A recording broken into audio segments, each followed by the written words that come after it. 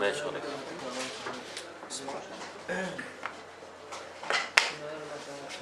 امبارح اتكلمنا عن الجنرال كومبوننت بتاعت الوحده الغازيه اللي هي كانت كومبريسور وكومباستور وتربين.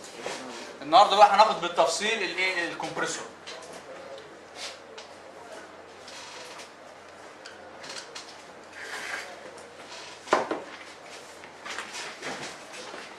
اتفقنا ان الكمبريسور ده نوع اكسيال.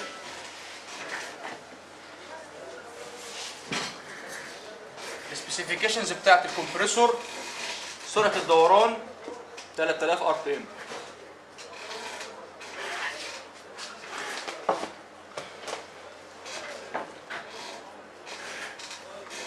او 50 ار بي اس.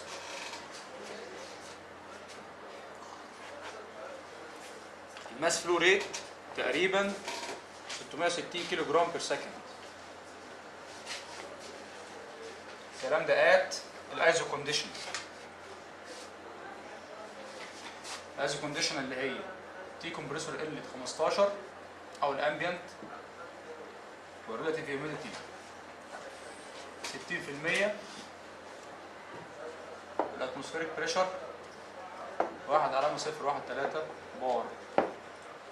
يعني ايه الايزو كونديشن؟ ده اللي متفقين معاهم عليه ولا ده ايزو؟ كلمة ايزو اختصار International Standards Organization، منظمة الثوابت او منظمة الحاجة العالمية يعني.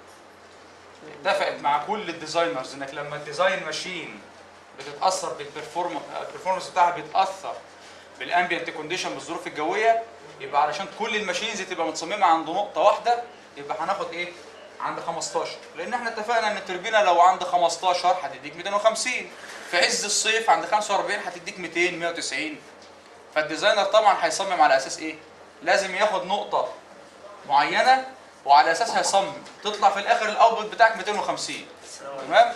ال 250 بتوعك دول اللي عند 15 هيبقوا كام عند 30؟ خدت بالك؟ ممكن هو يصمم ان انت تجيب 230 عند 250 ميجا عند 30 درجه عادي.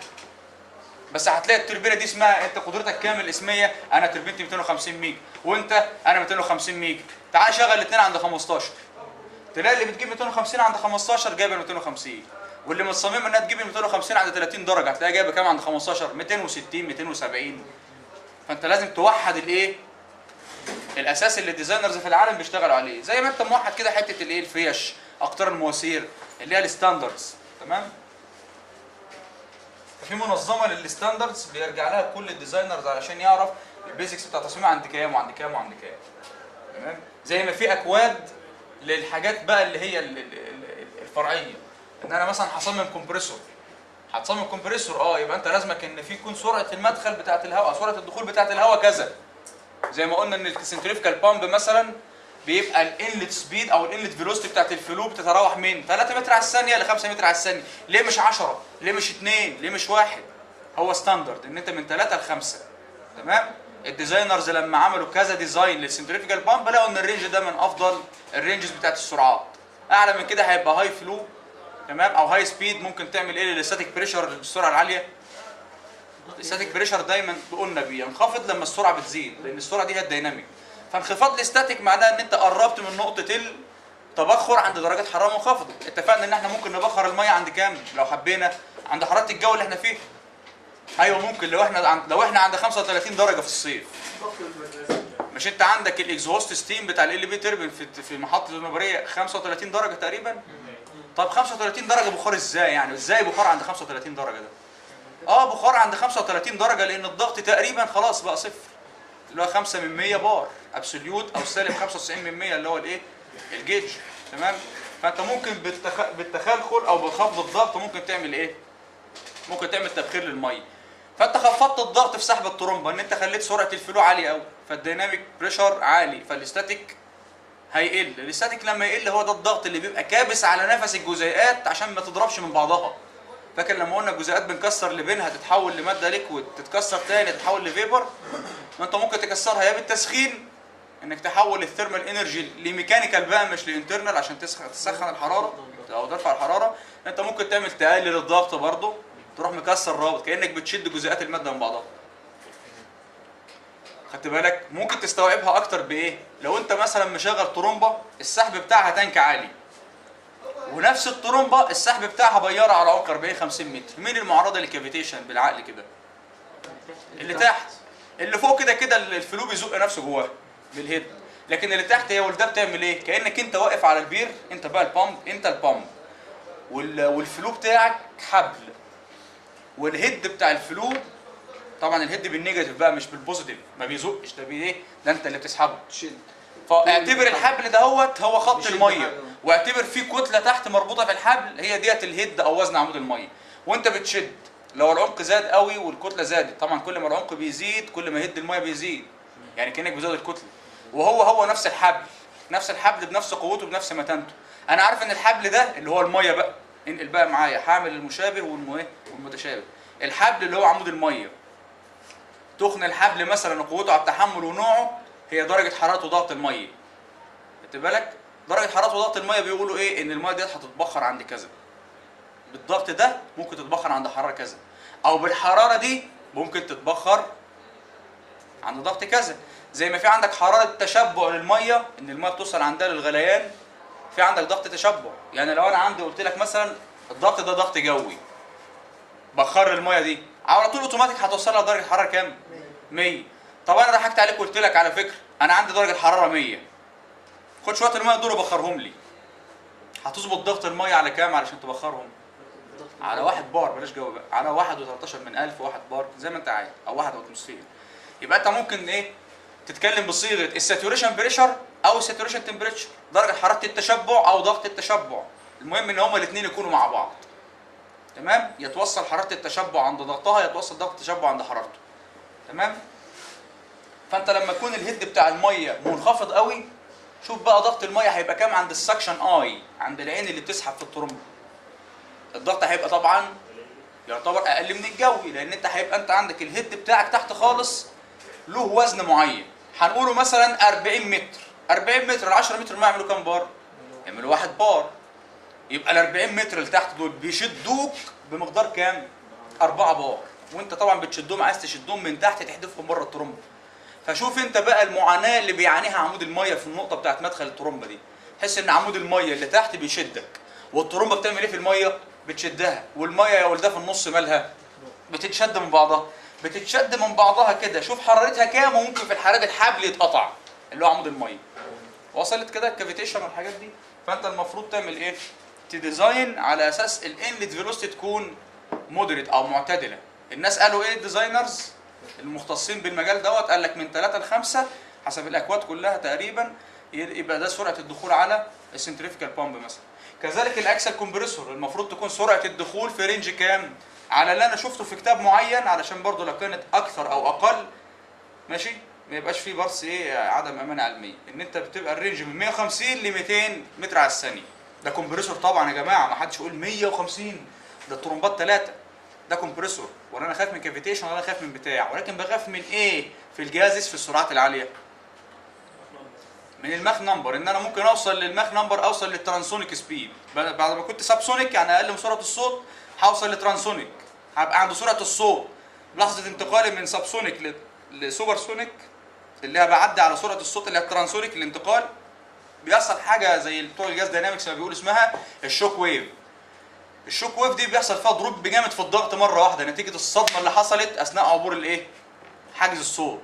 وهي الخبطه الجامده اللي بنسمعها لما طياره بتخترق حاجز الصوت قريب من مجالنا الجوي مثلا، بتلاقي بوم كبيره كده، حتى هي اسمها سونيك بوم. سونيك بوم او الضوضاء الصوتيه او الصدمه الصوتيه او اي حاجه. لانها بتبقى ماشيه، تمام؟ لانها بتبقى ماشيه بسرعه اعلى من سرعه الصوت. بتبقى الطياره في الجو عامله كده مثلا، بتبدا تجمع هي قدامها طبقات الهواء،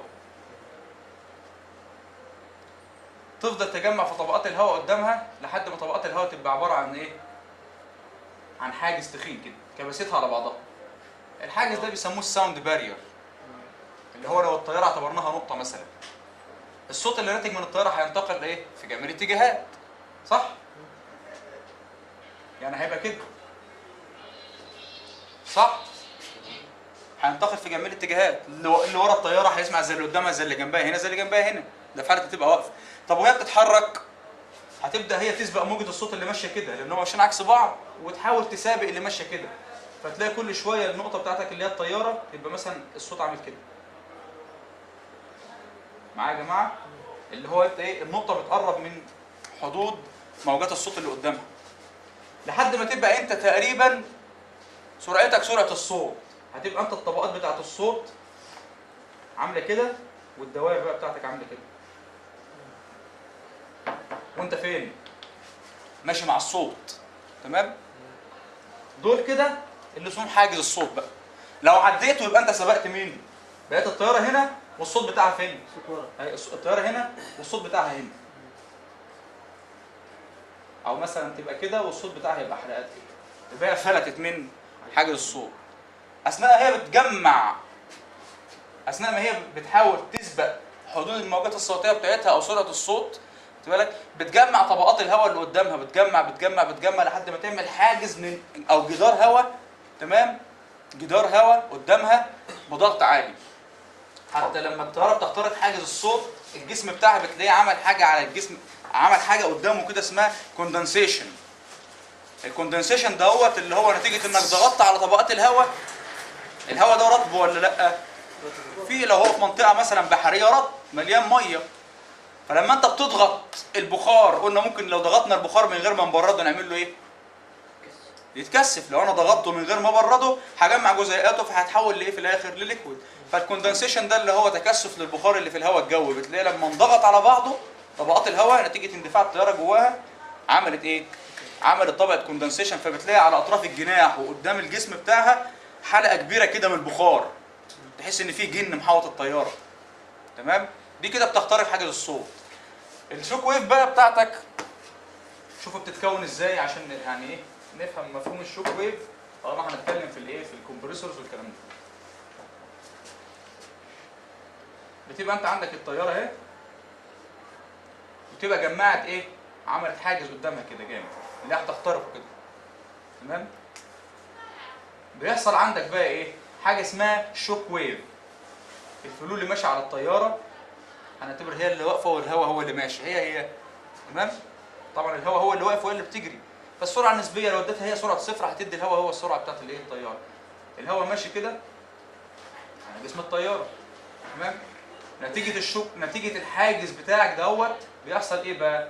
بيحصل عندك موجه، او بيحصل عندك الفلول اللي جاي بيلاقي الفلول اللي هنا عكس اتجاه، فيروح هو كمان عكس اتجاه، يروح ده مثلا عكس اتجاه وانت ماشي كده. النقط بتاعت لحظه الانعكاس دي كده وصلها بخط، وهنا برضو اللي جاي من تحت بيعمل كده لحد ما تبقى بعيد خالص عن مدى الطياره. برضو جمع النقط دي كده. الخط ده لو رسمناه في رسمه نظيفه بقى بيبقى اسمها الشوك ويف، اللي هي النقط اللي بيحصل عندها تغير للستريم لاين او خط المسار اللي هو بتاع الهواء. الارض هنا مثلا الشوك ويف دي طبعا هتفضل واصله لحد ما توصل فين؟ الارض. اول ما توصل الارض كانها ضغطت على الهواء اللي فين؟ اللي في النطاق بتاع الارض. لحظه اصطدامها بالارض بتعمل الايه؟ البوم دي. طب ايه اللي بيخلي الشبابيك تتهز؟ لو في عندك شباك الازاز بتاعك بينه وبين الحلق خلوص، انت عندك الضغط جوه الاوضه ضغط جو مثلا. طب الضغط الجوي اللي بره بعد ما كان متعادل معايا اثناء اصطدام شويه الهواء دول بالارض بتوع الشوك ويف، رفعوا الضغط فين؟ بره البيت، يروحوا زقين لوح الازاز لجوه ضد الضغط بتاعه، وبعد كده يروح راجع مكانه تاني، فبتلاقي تمام؟ ايوه. فطب شوف الشوك ويف على ارتفاع كام؟ 1000 متر اثرت عليك في الارض. ما بالك لو حصلت في مدخل الكمبريسور بقى؟ يبقى انت لازم تكون ليميتد لسرعات معينه، او ريستريكتد في حدود معينه من السرعه، اللي هو قال لك من 150 لكام؟ ل 200. زياده السرعه قوي ممكن توصلك للترانسونيك او للحظه عبور حاجز الصوت، فممكن تعمل شوك ويف في المدخل وتدمر الكباس. تمام؟ او الفلاتر باك بريشر او اي حاجه. وبرده ما تنزلش قوي بالسرعه، ان نزولك قوي بالسرعه دوت هيأثر على كفاءه الكباس وعلى نسبه الانضغاط. تمام؟ وفي نفس الوقت لما السرعه تكون قليله قوي، تمام، ما بتساعدش انت الكمبريسور انه يستلم الهواء بتاعه. يعني افضل انك تسيبه يستلم الهواء، ياخد الهواء، ولا انت ترمي له الهواء. زي ما اتكلمنا امبارح عن ان الديفيوزر هيبقى في المدخل، بدل ما الهواء داخل بسرعه حلوه على الكمبريسور هيبقى داخل بسرعه بطيئه، لان انا هحولها لهيد. لا يا عم، خليه هو يسحب الهواء ويزقه ويديله سرعه، وبعد ما تطلع من المرحله او من الصف المتحرك تدخل على الصف الثابت تحوله لهيد براحتك، لكن بلاش تحوله لهيد قبل المتحرك. عشان كده اتفقنا المتحرك الاول ثم الثابت. ندي موشن للروتور، الروتور يدي الموشن للريش، الريش تدي موشن او كاينيتيك انرجي للاير، والاير ياخد الكاينيتيك انرجي كفيلوسيتي ويبدا يحولها في الديفيوزر لايه؟ لبريشر او ستاتيك هيت. تمام يا جماعه؟ حته بقى ان الفيكتور بتاع السرعه بتاعك لو نقص وانت داخل على الكمبريسور اضراره ايه هنشوفها بقى في الظاهره بتاعه الستول والسير. السرعه دي بتزيد مع زياده سرعه الكباس. المفروض السرعه اللي داخل عليها اللي داخل بقى الهواء على الكمبريسور تمام مرتبطه بسرعه الكباس. لان الكمبريسور لما يلف ب 3000 انا عارف ان هو هيديني فلو ريت كذا متر مكعب على الثانيه. الكذا متر مكعب على الثانيه دولت احنا لما اتفقنا ان لو انا ماشي في ضغط معين الاريا بتاعتي كام والفيلوسيتي بتاعتي كام يديني الكيو. فانت الاريا بتاعت مدخل الكمبريسور بعد ما يتصمم هتبقى ثابته، ما هو الكمبريسور لا هيوسع ولا هيضيق بقى. تمام؟ وفي نفس الوقت طالما الفلو ثابت والاريا ثابته يبقى اكيد الفيلوسيتي هتثبت. طب ايه اللي ممكن يزود الفيلوسيتي؟ زياده الكيو. ايه اللي ممكن يزود الفلو ريت بتاع الكمبريسور؟ رفع السرعه بتاعته. قدرته على انه يشفط كميه هواء اكبر بتزيد بتزيد بتزيد لحد ما توصل السرعه اللي احنا بقى مصممين الوحده عليها علشان التربينه بتاعتنا او عشان المولد بتاعنا يشتغل عند ال 3000 سرعه ثابته عشان السync وعشان الفريكوانسي بتاع الشبكه. هيبقى انت ساعتها لازم الفلو بتاعك ايه؟ يثبت. ولذلك دايما في المراجع العلميه اللي هي بتختص بموضوع تبريد مدخل الهواء زي مثلا موضوع الويت كومبريشن اللي اتعمل عندنا او الافابريتيف كولينج او اي وسيله لتبريد الهواء اللي داخل التوربين عشان ترفع بيه الحمل في الصيف، دايما تلاقيهم يتكلموا في الابستراكت او في الانترودكشن يقول لك ايه؟ الجاس توربين انجن از ا كونستنت فوليوم فلو ريت ماشين. التوربينات الغازيه عباره عن محرك او معده او اله ثابته معدل السريان الحجمي لان الفوليوم فلو ريت او الفوليومتريك فلو ريت بيقاس بالمتر مكعب على الثانيه مثلا. هو حاصل ضرب مين في مين؟ الاريا في الفيلوسيتي. الاريا ثابته مع الديزاين بتاع الكباس خلاص، انا صممت ان مساحه مقطع الدخول كذا، خلاص لا الريش هتطول ولا الكباس هيفتح المدخل بتاعه. طب السرعه دي مرتبطه بمين؟ باللي بيحركها. اللي بيحركها مين؟ الريشه مين اللي بيحركها؟ الروتور سرعته ثابته ولا متغيره؟ في النورمال اوبريشن ثابته، يبقى الفي نيرلي كمان ايه؟ ثابته. تمام؟ يبقى انت عندك الفوليومتريك فلو ريت ثابت. تيجي تقول لي طب استنى بقى، انت بتتكلم على ان في الصيف الفلو ريت بينقص وفي الشتاء لما بتبرد الجو الفلو ريت بيزيد. انت قلت لي لما بتقه في الجو؟ لما بتبرد الجو. طب البروده او السخونه بتاثر على ايه في خواص الهواء؟ على الكثافه. انا قلت لك في كثافه في الفوليومتريك فلو ريت، ولكن في بقى حاجه اسمها الماس فلو ريت.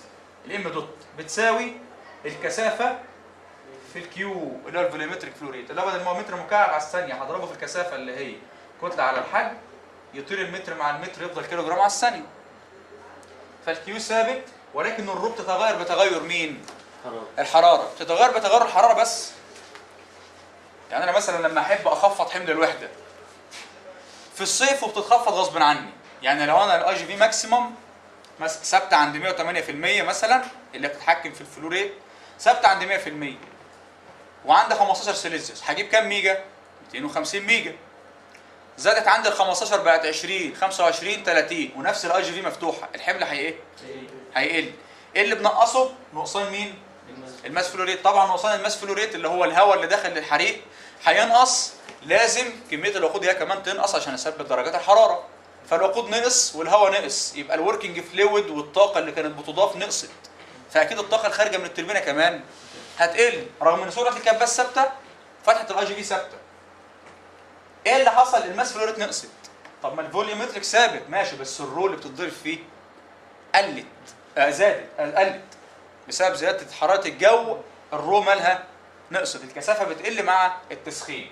طب افرض انت دلوقتي عند درجه حراره 15 وبتجيب 250 والتحكم قال لك خفض الحمل من 250 ل 200 ميجا، هتدعي بقى وتقول يا رب درجه حراره الجو تزيد بس يكون بالمقدار اللي نزل 250 ل 200. طبعا غير منطقي بالمره. تمام؟ طب ما تيجي نشوف اي بارامتر تاني كده بيغير الرو واحنا نغير باساسه الماس فلو ريت.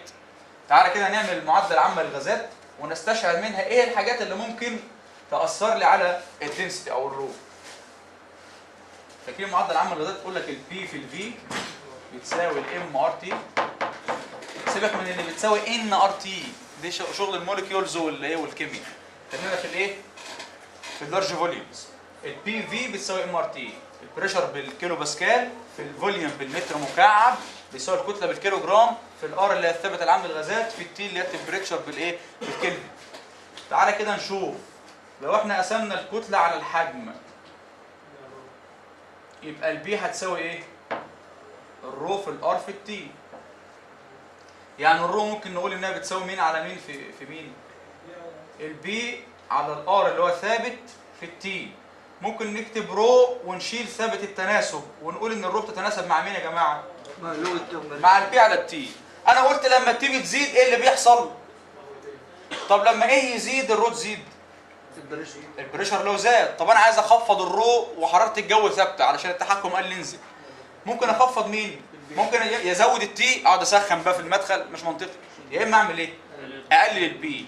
طب تقلل البي ازاي؟ ما انت لو قللت الضغط الجوي الناس ودانها هتضرب والكلام. انا مش هقلل الضغط بره، انا هخلي الضغط يوصل لحد اول الكباس ضغط جو عادي. بخلاف بقى بغض النظر عن دلتا بي فلتر، هنعتبر ان الفلاتر ما فيش اي دروب دلوقتي. الضغط دخل ضغط جو عادي. قبل ما ادخله على المتحرك اللي هيبدا يشد ويرميه على الثوابت ويرفع الضغط لحد ما يعمل لي البريشر ريشيو بتاعتي، ايه رايك بدل ما ادخله بضغط جو على المتحرك ادخله باقل شويه؟ لو قللت الضغط ايه اللي بيحصل؟ لما الرو تقل تضربها في الفوليومتريك فلو، ده ثابت، دي تقل يبقى الماس فلو ريت ايه؟ هيفضل يقل لحد امتى؟ الكنترول سيستم بقى ملوش دعوه، مش هيقعد يحسب مثلا ان حسب المعادله العامه للغازات فان الرو مع مش عارف. الكنترول ملوش دعوه، الكنترول هيفضل يقفل في الاي جي في ويقلل على اساسها الوقود. تمام؟ هيحصل ايه؟ الكنترول بيبص لدرجه حراره العادم متمثله في حاجه اسمها الاو تي سي، هنشوفها قدام. اول الاي جي في تبدا تقفل، الاو تي سي هيحصل لها ايه يا جماعه؟ درجه حراره العادم عموما هيحصل لها ايه؟ الهواء بينقص اهوت والوقود ثابت. هيحصل عندك الحراره العادم قد ايه؟ تقوم انت تعمل ايه بقى الوقود؟ تقلل الاي جي في تسخن. تعمل ايه في الوقود؟ تقلله لحد ما تلاقي درجه حراره العادم بتطلع وتنزل في رينج صغير خالص. المهم ان انت بتحاول تثبتها، تفضل تنقص الاثنين مع بعض. مين الفيدباك بتاعتك اللي هتقول لك هيس اقف؟ الميجا وات. انت مدي سيت بوينت كام؟ التحكم قال لك ادي كام؟ 200. هتفضل تنزل لحد ما الفيدباك بتاعتك ان 200 ميجا وات، ايا كان الاي جي في كام في الميه، ايا كان بلوف الغاز كام في الميه، المهم ان انت عملت الجوب بتاعتك خلاص. وقف على هنا بقى. تطلع بقى الكثافه اخضر، تطلع احمر، تطلع 5، تطلع 20، المهم ان انا ليا اللي يتحقق اللي انا عايزه فعليا وصلت له ولا لا. تمام؟ فاحنا عرفنا ازاي بنكنترول على الام دوت بالاي جي في، وعرفنا ان في المبادئ بتاعتنا بقى ان الفوليومتريك فلو ريت تقريبا ثابت ان لم يحدث شيء معين. تمام؟ وده كلام الناس اللي بيشتغلوا في موضوع الانلت كولينج، لانه بيفترض ان ده ثابت وان كل التاثير اللي هو ناتج عن الحراره بيحدث نتيجه ايه؟ تغير الرو. فالراجل قال لك خلاص الرو بتاعتك بتنقص فبتنقص الماس فلو ريت، انا هزودها لك بعمليه التبريد. باي تقنيه بقى؟ ايفابوريتيف كولينج، فوجينج، ويت كومبريشن، تشيلر تايب، ايس ستورج، كولد ووتر ستورج او تشيلد ووتر ستورج، مش مشكله. في طرق كتيره قوي مش السكوب بتاعنا، بس المهم ان الراجل لما بيتكلم عن موضوع التبريد بيتكلم عن حته انه يحسن الرو. ما تكلمش ابدا نقول لك هزود السرعه ولا هزود الاريا. الاريا ما ينفعش يزودها لان خلاص الكمبرسور اتصمم. تزويد السرعه ممكن نعمله بايه؟ انك تعمل اير انجكشن، وطالما عملت اير انجكشن زودت السرعه، معناه ان انت جبت هواء من حته ثانيه وزقيته. يعني انت جبت كباس ثاني علشان تساعد الكباس الاولاني، طب ما عملناش حاجه كده. تمام؟ يبقى احنا ساعتها ممكن نتحكم في بارامتر من البارامترز بتاع الهواء يزود لي الماس فلو ريت وانا حاطط رجلي على رجلي. تمام؟ وصلنا في الحته بتاعت الايزو كونديشنز ووقفنا عندها شويه. هنبدا بقى نرجع للموضوع بتاعنا تاني. عرفنا البيزكس بتاعت الرو والكنترول بتاع الكباسيتي عن طريق البريشر او التمبريتشر. عرفنا ان في واحد منهم غصب عني اللي هو التمبريتشر، وواحد منهم بمزاجي اللي هو مين؟ البريشر. والاثنين بيغيروا الكثافه. السبيسيفيكيشنز بتاعت الكمبريسور قلنا 3000 اكسل كمبريسور. طبعا نمبر اوف ستيجز 15، مجهز بانلت جايد فينز، ممكن نسميها في اي جي في، فاريبل انلت جايد فينز، على اعتبار انها ايه؟ في اي جي فيز بتبقى كونستنت ايه؟ انجل، عند زاويه ثابته وخلاص على كده. في كومبريسورز بقى بتستخدم انها تكون ايه؟ موفبل، علشان تستغل الحته بتاعت الاي جي في انها ايه؟ تكون كنترول على الكباسيتي. الكباسيتي بتاعت اي ماشين او بتاعت اي روتري ماشين، تمام؟ او ريسبريكيتنج، يعني اي ماشين بتضخ سائل او بتكمبريس اير او اي حاجه، الكباستي بتاعتها بتتحكم بالايه؟ او الكباستي بتاعتها بتوصف يعني كام كيلو جرام على الثانيه، كام لتر على الدقيقه، كام متر مكعب على الساعه، دي اسمها الكباستي. الكباستي بتاعت الماشين دايما اللي هي الفلو ريت بتاعها قد ايه، سواء فوليومتريك او ماس يعني. تمام؟ فانت بتعمل فاريبل انلت جايد فين او في اي جي في اللي عندنا، او اي جاز تربين، عشان تغيير زاويه الميل بتاعتها بعد ما كانت هي مفتوحه كده. المسافه بين الاي جي في والاي جي في، بين الريشه والريشه اهي. تمام؟ تعالى كده لاحظ انت بس المسافه مثلا سي 10 سم، او مثلا ممكن نعمل ايه كده، كده المسافه بعرض القلم. تمام؟ نقفل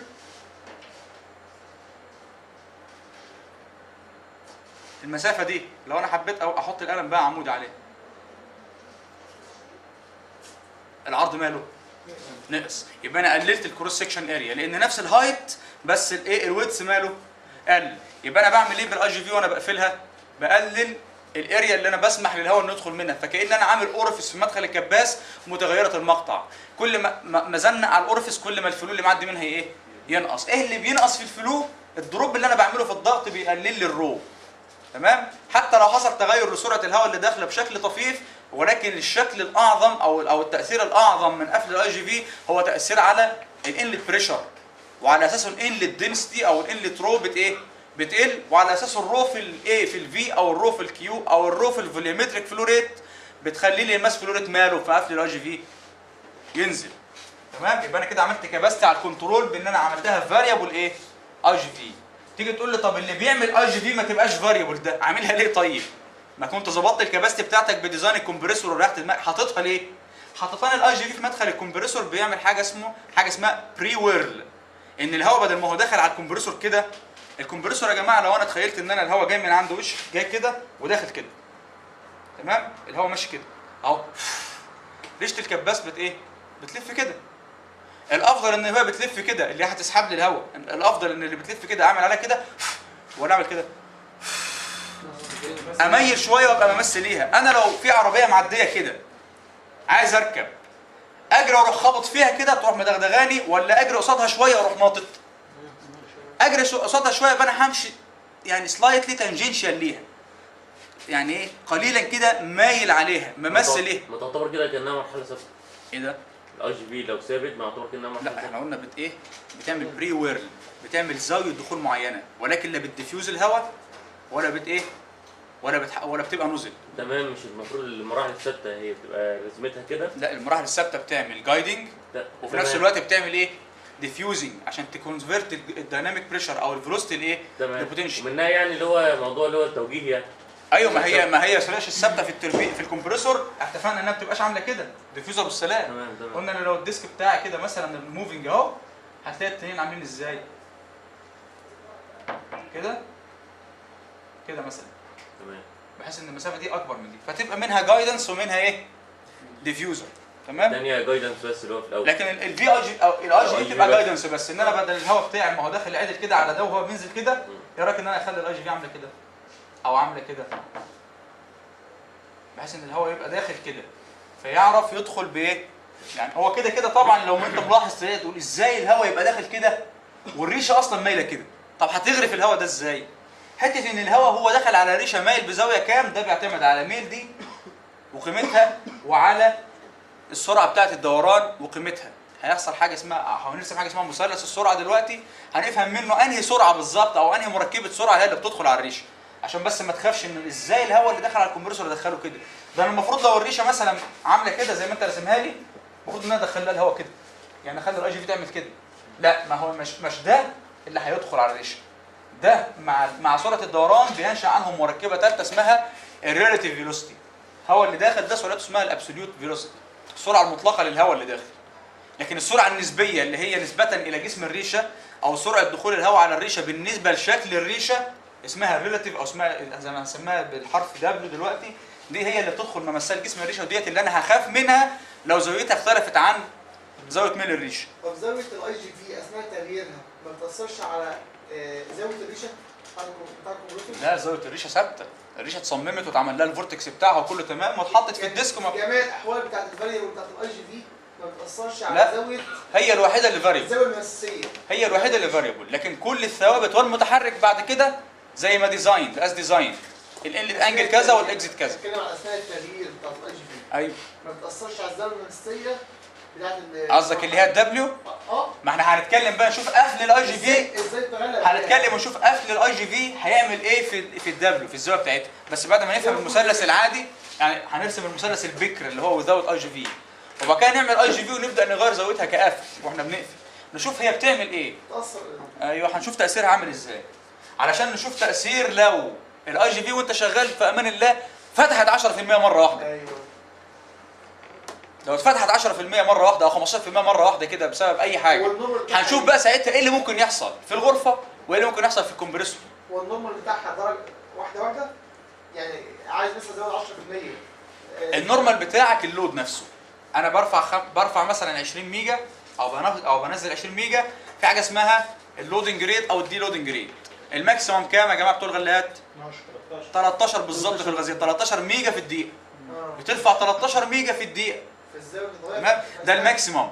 لكن انت ممكن ساعات تعمل على 5 ميجا على 7 ميجا علشان حته برضه التوزيع الحراري، وتبقى انت برضه ايه طالع مستقر ونازل مستقر. فانت لو فرضنا مثلا ان هم 6 ميجا في الدقيقه، يبقى في الثانيه كام؟ كل 10 ثواني بعمل ايه؟ ميجا. والميجا اصلا بتتاثر بالوقود وبالاي جي في الاثنين، وانت بتلعب في الوقود وفي الاي جي في، فبتلاقي حركه الاي جي في اللي بتنزل لك ميجا دي قد ايه في الساعه في ال 10 ثواني؟ 1.5% 2% على حسب الامبيانت، فانت بترفع بايه؟ لذلك اللي بينزل تحت اثناء رفع الحمل، واحد مثلا مهندس غذاء فضولي شويه وعايز يتفرج نفسه يشوف الاي جي في وهي بتفتح وهي بتقفل، تمام؟ فيستنى زميله لما يكون بيرفع او بيخفض وينزل يجري فين؟ يبص على مدخل الهواء ايد اللمبه بتاعته ويبدا يتفرج. لو حد كان شافها قبل كده هلاقي فتحه الاي جي في بتفتح ببطء شديد، تمام؟ او بتقفل ببطء شديد، تمام؟ وانت عايز تخليها تفتح بسرعه وتقفل بسرعه بقى، يبقى ما تخليهاش تفتح وتقفل استنادا لدرجه الحراره واستنادا للحمل. تنزل بقى لما يكون زميلك مثلا هينزل يغسل معاك الكمبريسور اوف لاين. طبعا لازم الاي جي في وانت خارج بره الخدمه تبقى 0%، عشان تغسل الكمبريسور لازم تفتح للميه السكه. فلازم تعمل ايه؟ احد خطوات الغسيل اوف لاين، تفتح الاي جي في بنسبه 100%، تمام؟ فانت بقى تنزل بقى تشوف زميلك وهو بيفتح لك الاي جي في من 0 ل 100%، بيفتحها عن طريق مين؟ عن طريق الكنترولر بتاع الاي جي في نفسه، بيدي له سيت بوينت 100%. فساعتها الكنترولر ممكن يرفع بريت عالي، لان الكنترولر هيبقى فاهم ساعتها ان انت بتفتح الاي جي في مانيوالي، يبقى ما انت شغال اون لود، زائد ان في فيدباكس ان البريكر بتاع الجنريتور اوبن، وزي ان الوقود قافل وكذا وكذا، فانت دلوقتي بتفتحها لغرض الغسيل، فبتلاقي ريت الرفع عالي شويه. لكن لو انت بترفع حمل ان شاء الله حتى 50 ميجا وزميلك بيتفرج تحت، انت اللي ليك ان الاي جي في تفتح في الدقيقه بنسبه تقريبا 13%. طبعا الاي جي في مش شرط ان ال 1% فتح يبقى 1 ميجا، ممكن يبقى ال 1% فتح بيديك 1 ميجا عند حرارات معينه، وممكن عند حرارات ثانيه عاليه مثلا تلاقي ال 1% او ال 2% او ال 3 او ال 4 بيعملوا لك ميجا. يعني مش شرط، يعني العمليه مش لينير، يعني حسب حراره الجو. لو انت في الجو البارد اي فتحه بسيطه للاي جي في هتعلي الرو بشكل ايه؟ كبير، تمام؟ فتلاقي ال 1% ممكن تعمل ميجا 2. لكن لو انت في عز الحر عشان تزود 1 ولا 2 ميجا هتلاقي الاي جي في بتعمل ازاي؟ بتفتح على اخر. فمش شرط حته ان 13 ميجا في الدقيقه يبقى 13% في الدقيقه. ممكن تبقى في الصيف تلاقي ال 13 ميجا في الدقيقه دول تلاقيهم بيعملوا لك كام في المية اي جي في الدقيقه؟ 26 مثلا. تفتح الضعف، كل ميجا بتزودها بتفتح معاها ايه؟ 2% مثلا. فبتلاقي علشان تزيد 26% في الدقيقه معناه ان انت بتفتح ربع الفتحه في دقيقه كامله. تلاقي الفتح سريع شويه. في البرد تلاقي الفتح بطيء. مربوط بدرجه الحراره يعني. مرتبط بالحراره. انا قصدي اوصل لك في الاخر ان الريتنج بتاع رفع الحمل 13 ميجا في الدقيقه ده ريت بطيء. ولازم يكون بطيء لان انت بتتعامل مع حاجات والعه بتعتمد على كميه هواء وكميه وقود، وكميه الوقود مرتبطه بحركه بلف، والبلف ده المشوار بتاعه كام؟ كصيانه بقى. مشوار بلف البري ميكس كنترول فالف كام مثلا؟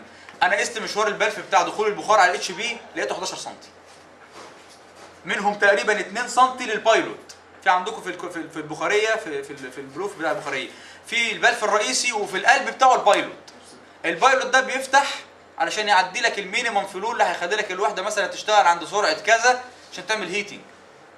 ولما توصل لحرارات كذا وبتاع والاسترس بتاعك يتظبط بتبدا تفتح مين؟ البلف الرئيسي. خدت بالك؟ المشوار بتاعك كله انت بتفتح البايلوت بمسافه تقريبا 2 سم. بعد ما يكون البايلوت فتح اي شد اخر، يعني الاستم بتاع البلف هو عمود واحد، بتشده في الاول يبقى فيه كأن زي بوش كده. البوش دوت اللي هو مشوار فتح البايلوت، يعدي لك شويه بخار منين؟ تبقى القلب بتاع البلف الرئيسي يعتبر قاعده البايلوت، يعني بلف جوه بلف. البايلوت لما يجيب اخره هيوصل للوكه كده. لو حبيت تفتح تاني هتبدا انت بقى تشد مين؟ البلف الرئيسي.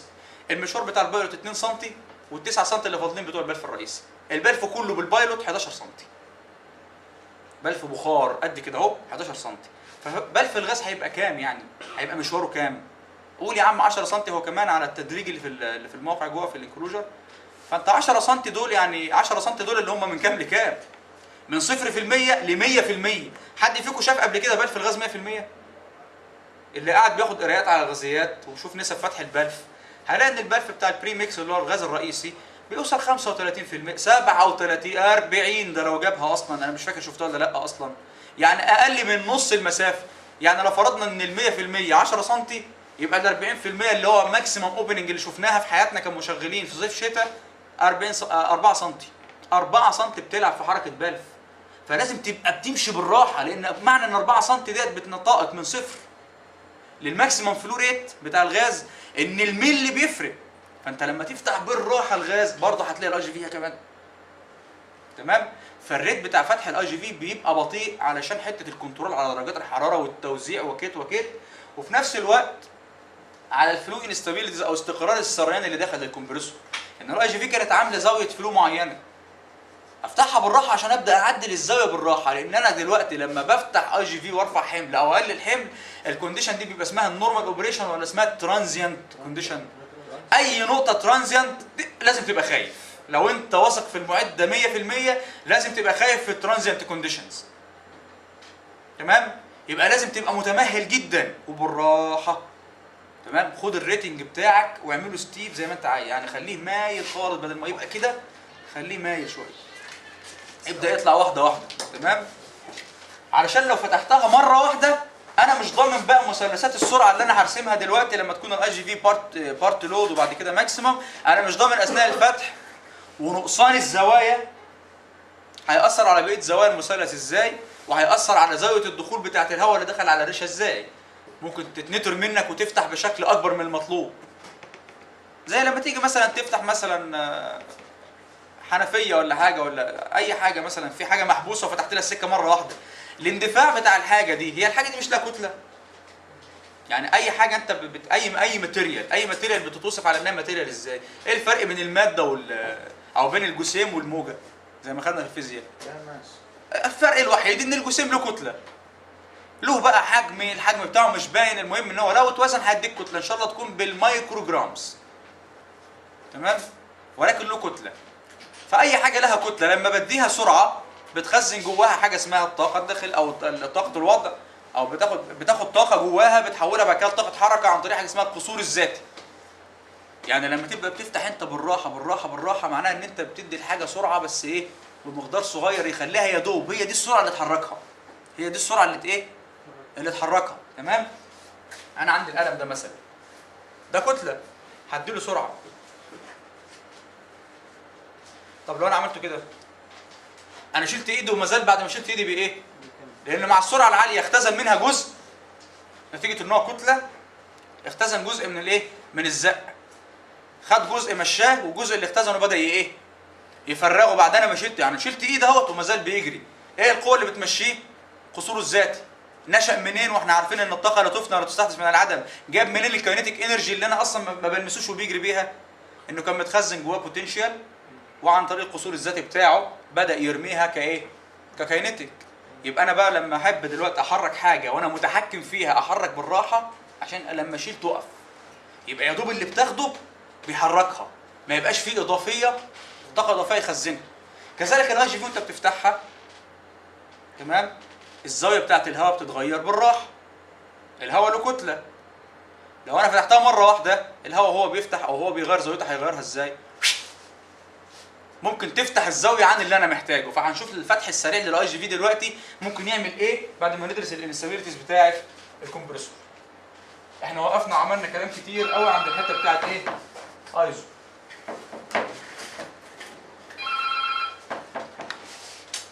تمام؟ السبيسيفيكيشنز قلنا 15 مرحله بتبدا بفاريبل اي جي في، وعرفنا فاريبل ليه، وهنتكلم عن البري ويرل ده الاي جي في لازمتها ايه لو كانت مش فاريبل. اتفقنا ان هي فاريبل عشان الكباستي كنترول. طب لو هي مش فاريبل حاططها ليه؟ عشان تدي بري ويرل، عشان الهواء بدل ما هو بيجري كده على الريشه والريشه ماشيه كده، يا ريت لو هي بتمشي كده وهو ايه يمشي قصادها شويه، ومالكش دعوه بحته ان هو هيدخل بالزاويه كام، هنشوفها في مثلثات السرعه.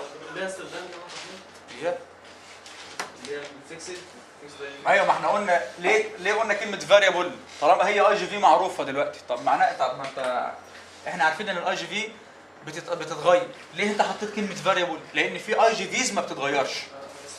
استخدامها ايه؟ ان انت بدل الهواء ما كان داخل عدل كده على الكمبريسور والكمبريسور بيلف كده، انت عايز الهواء ايه؟ يدخل يلف معاه علشان يبقى فيه سموزنس كده. التطبيقات بتاعتها في بعض الكمبريسورز فيكسد كاباسيتي مثلا، او حتى لو كان ايه فاريبل كاباسيتي، ان الكمبريسور بتاعك ده مثلا انا عارف ان هو مثلا بيديني 50 متر مكعب في الساعه. لو انت عايزهم فيكسد مفيش مشاكل، حطها فيكسد الاي جي في. طب انا عايزهم متغيرين، يبقى بلاش تتحكم بالفيكسد اي جي في. ممكن تتحكم بمين؟ ممكن تتحكم ببلف في الطرد، لكن ككمبريسور وحده غازيه ينفع تحط بلف في الطرد؟ انتوا شفتوا امبارح لما رسمنا الوحده وشفتوا اشكال الغرف ولما ظبطنا العمود على بعضه، ما كانش واضح ابدا ان في امكانيه ان انا احط بلف على طرد الكمبريسور بتاع الوحده الغازيه، الا بقى ان انا اخرج الخارج بتاعه على بايب واحط بلف على البايب وابدا بقى اغير فتحه بلف الهواء مع بلف الوقود، ويبقى اختراع جديد في التربينات الغازيه.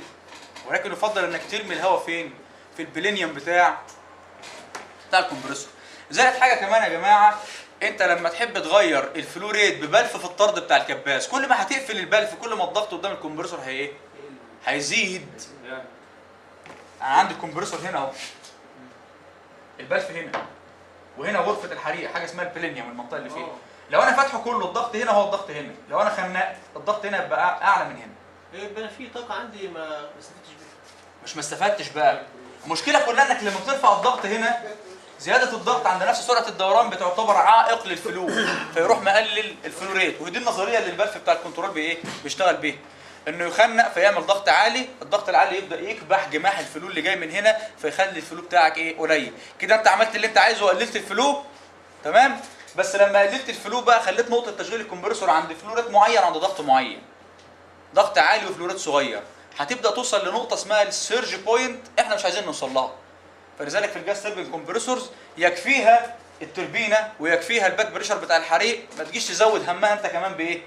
ببلف، علشان لما نشوف نقطه التشغيل لما تترسم على الكاركترستيك كيرف ممكن تعمل لي مشاكل ايه دلوقتي. خلاص؟ خارج الكباس في حاجه اسمها الاو جي في او الاوتلت جايد فينز، وديت كل وظيفتها انها بتاخد الهواء من اخر صف ثابت بدل ما هو سويرلينج كده، تعدله وتدخله عدل على الايه؟ على الغرفه علشان ما يحصلش دروب في الضغط ودروب في الطاقه. ممكن تبقى صف وممكن تبقى صفين ورا بعض. ممكن يبقى صف معمول كده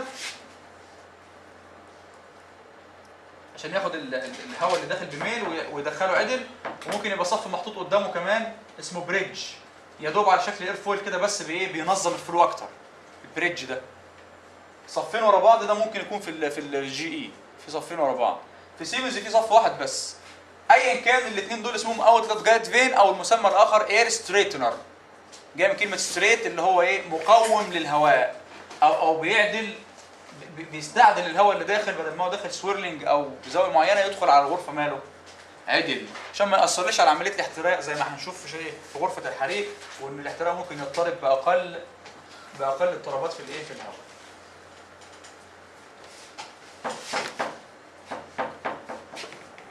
في ايه تاني في الكمبريسور ماس فلو ريت؟ طبعا الايزو كونديشنز ممكن اعرف منها يا جماعه ان عند 15 سيليزيوس معروفه ان الكثافه بتبقى كام؟ 1.2 1.21 كتله على حجم كيلوجرام على متر مكعب تقريبا، علشان لما نحب احنا بقى نوصف اللي معاه آلة حاسبة بقى، علشان يبقى كل ارقامنا قدامنا، بس عشان لو مسحنا دي يبقى الناس مسجله. لو احنا قسمنا 660 على الواحد 21% عشان نعرف الفوليومتريك فلو ريت بتاعنا كام.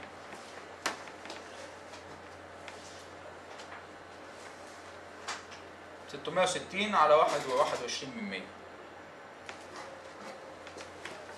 هنعرف منها الفوليومتريك فلو ريت اللي هو بيساوي الاريا كروس سكشن للكمبريسور مضروبه في مين يا جماعه؟ حوالي 3000. حوالي 3000؟ لا 660 على 1.2 واحد ولا 21%؟ 1 علامة 2 1 1 21%. الكيو بتساوي الاريا كروس سكشن كومبريسور، مش الكروس سكشن اللي هو مقطوع من نصه، لا المدخل يعني ساعة مقطع المدخل، مضروبة في مين؟ في سرعة دخول الهواء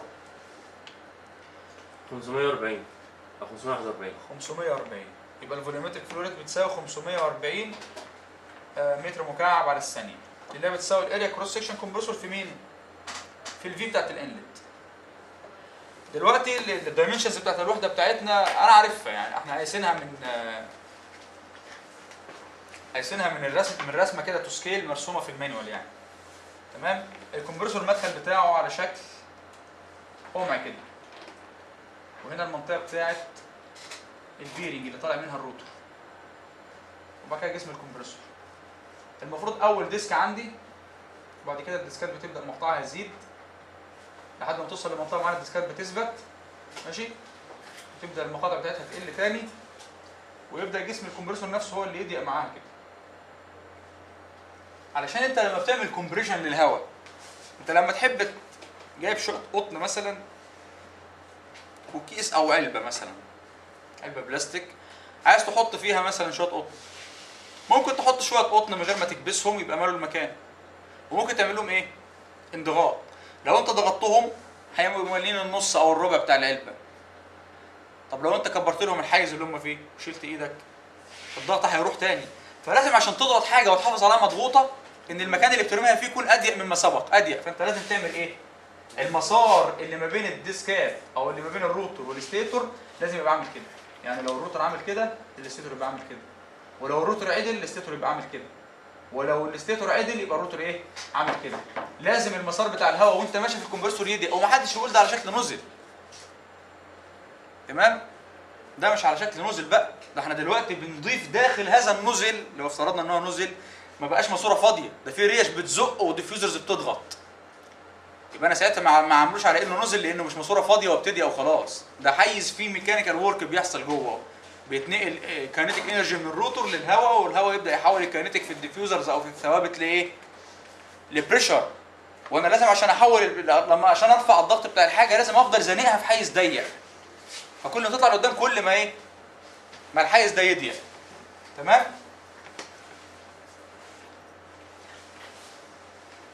اول ديسك احنا اتفقنا ان في التصنيف الاكسل كومبرسورز امبارح قلنا الفلو ريتس بتاعتها يعني المزايا بتاعتها هي الفلو ريتس مالها عاليه والبريشر قليل. فعشان ارفع البريشر بتاعها اعمل ايه زي بتوع الكهرباء بيعملوا في البطاريات؟ احط مالتي ستيج ان سيريز. ولكن اتفقت ان زي ما اول بطاريه بتديك كرنت زي اخر بطاريه زي اللي في النص الكرنت ثابت، يبقى اكيد الفلو ريت بتاعي هنا في الميكانيكا ايه؟ ثابت. فطبعا الفلو ريت هيعتمد على اول بطاريه بقى اللي هي اول ايه؟ مرحله. فانت بتديزاين المرحله الاولى على اساس الفلو ريت اللي انت محتاجه. الفلو ريت بتاعه حسبته 540 اللي هو الاريا كروس سكشن في الفي انلت. الفي انلت لما احسبها هصمم منها زوايا ميل الريش، والاريا كروس سكشن لما اصممها هعرف منها طبعا طول الريشه هيبقى كام، والمكان بتاع البيرنج ده هيبقى كام، والكلام ده كله. مدخل الكمبريسور او مدخل البامب او مدخل اي روتري ماشين دايما بيبقى متصمم على شكل حاجه اسمها بيل ماوث. بيل ماوث يعني الفم جرسي الشكل او ناقوسي الشكل. تمام؟ ممكن يبقى مسمى دارج زي الصيانه مثلا يسموه كون على شكل قمع، ولكن علميا المفروض يكون اسمه بيل ماوث لان هو معمول لاغراض تسهيل الدخول بتاع الفلو بدون ايه؟ دروب كبير قوي في الضغط. بدل ما تدخل الفلو في بايب ثابته المقطع، لا هاتوا جمعوا بالراحه بشكل سلايد كده زي النوزل ما بيعمل كده، بحيث انه يبقى ايه؟ مقفلط كده والهواء داخل. وفي البامبس لازم يكون موجود علشان بيعمل فورتكس بريكنج، ان انت لو انت عندك دوران الطرمبه هيخلي الميه داخله تعمل كده، ممكن تعمل فورتكس وتفضل تتنشر لحد ما توصل للسطح بتاع الميه وتسحب هواء. فانت لو عملت الشكل ده تلاقي الفورتكس لما تيجي تدخل تروح ايه؟ مكسوره. يبقى الفلو داخل ناعم كده، فده اسمه بيل ماوث في الروتري ايه؟ ماشين. تمام؟ اتفقنا ان الفلو ثابت. تعالى نشتغل على اول مرحله بقى. اتفقنا لما قلنا ان في الاكواد بتاعتنا بتقول زي ما البامب من 3 ل 5 في الانلت فيلوسيتي، الكمبرسورز من كام لكام زي ما قلنا؟ من 150 ل 200. تمام؟ انت بتبدا تشوف بقى من 150 ل 200 هتسلكت انهي ايه؟ انهي سرعه. هيبدا الديزاينر يشوف الابعاد الاساسيه بتاعته في التصميم. يعني انت مثلا توربينه 250 ميجا اللي انت ايه بتند انك انت تديزاين التوربينه دي، فانت عارف تقريبا ان الروتور بماتيريال معينه هيبقى له وزن الفلاني. الروتور ده هيبقى اكيد في بيرنج من اللي هيشيلوه ناحيه الكمبريسور. البيرنج ده يبقى ناحيه مدخل الكمبريسور، البيرنج ده محتاج مثلا حيز معين. فانت هتعرف مبدئيا ان قطر البيرنج ده هيكون في حدود كذا. تمام؟ يبقى انت عرفت تقريبا الانر ايه؟ الانر ديامتر. ان انت عندك مدخل الكباس لو كده اكيد في جزء هنا للمين؟ للبيرنج، ودي الاعصاب اللي بتشيل الايه؟ البيرنج. كلنا شفناها اثناء غسيل الكباس، اعصاب ماسكه البيرنج في الجسم الخارجي، لان الجسم الخارجي هو كمان متشال عليه يا جماعه. على حوامل على الارض.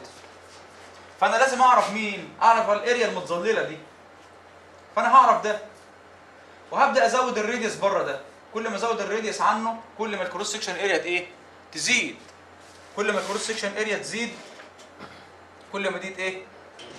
تقل لحد ما اسقطها في الرينج بتاع كام؟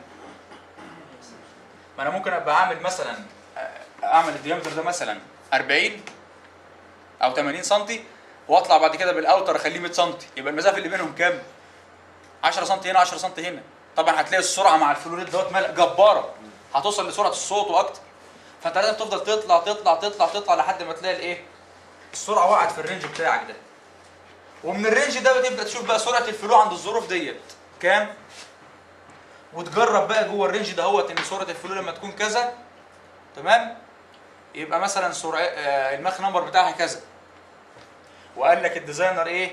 لازم تراعي ان لو انت مثلا عندك الديسك بتاع المرحله الاولى كده الريشه بتبقى راكبه فيه كده، ففيه روت للريشه وفيه تب. وطبعا نتيجه ان هنا في اوميجا سرعه دوران اللي هي جايه منين؟ من 3000. هيبقى في سرعه تنجنشال للجزء ده وسرعه تنجنشال لده اللي هي عباره عن الاوميجا مضروبه في الراديوس ده او في الراديوس ده. قال لك لازم برضو الروت بتاع الريشه يكون سرعه التنجنشال بتاعته كذا من الماخ نمبر 6 من 10 2 من 10 3 من 10، والتب لازم يكون في رينج كذا.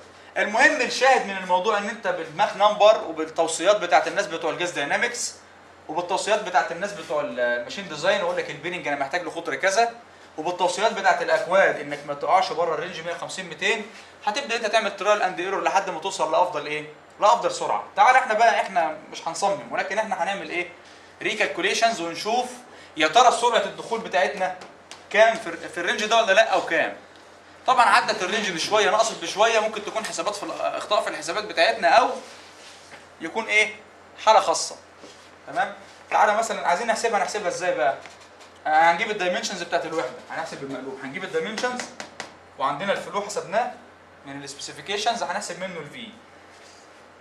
ممكن اشيل دول.